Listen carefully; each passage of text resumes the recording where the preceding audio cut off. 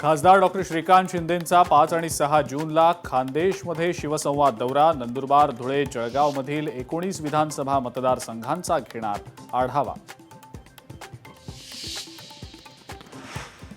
उल्हासनगर शहरासाठी महसूल मंत्री चंद्रशेखर बावनकुळेंचा निर्णय.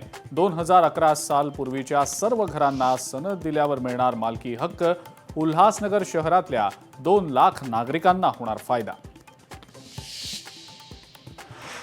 छत्रपती संभाजीनगरच्या गॅलेक्सी हॉस्पिटलमधनं मनोज जरांगेंना डिस्चार्ज. डॉक्टरांकडनं जरांगेंना 8 ते 10 दिवस आराम करण्याचा सल्ला.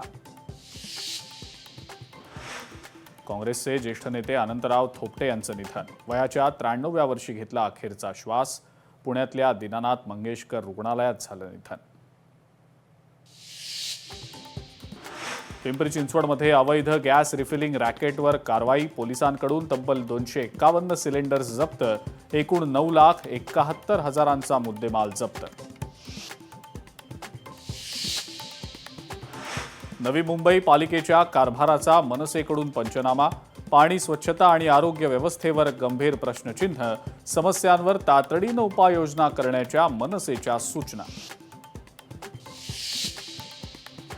महाबळेश्वरमध्ये पर्यावरण दिनाच्या निमित्तानं विशेष मोहीम.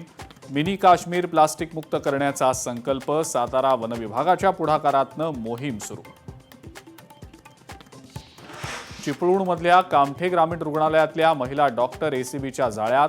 औषधांसाठी 4,500 रुपयांची लाच घेताना पकडलं. सचिन घायवळला पुणे पोलिसांनी राजस्थानमधून घेतलं ताब्यात. सचिन घायवळ हा निलेश घायवळचा भाऊ. नाव आणि वेशभूषा बदलून राहत होता राजस्थानमध्ये.